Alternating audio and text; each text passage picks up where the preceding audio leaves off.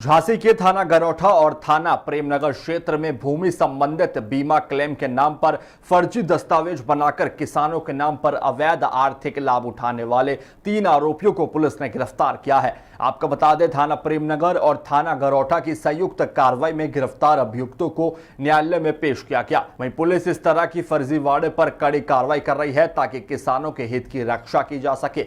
देखिए, झांसी से देवेश प्रताप सिंह राठौड़ की खास खबर। खुलासा हुआ है, क्या है पूरा मामला?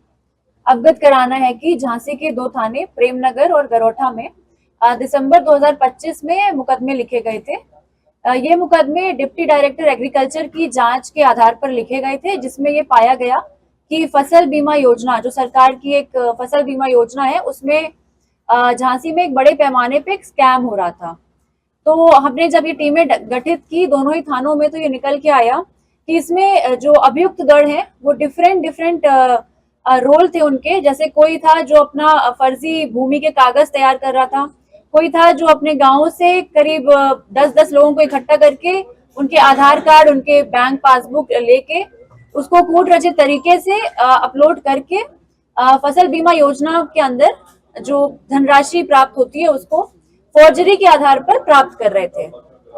इसमें जो कंपनी है इफ्को टोक्यो, उस पे ये कागज अपलोड किए जाते थे और सिंस ये सारे ही कागज फोर्ज थे, तो इनके जो जिनको ये सुविधा प्राप्त हो रही थी, जिन किसानों को, वो सारे ही फेक थे। इसमें सिर्फ 2-3 किसान थे जो जेन्युइन थे और बाकी जो भी धनराशि प्राप्त हो रही थी वो फेक लोगों को प्राप्त हो रही थी।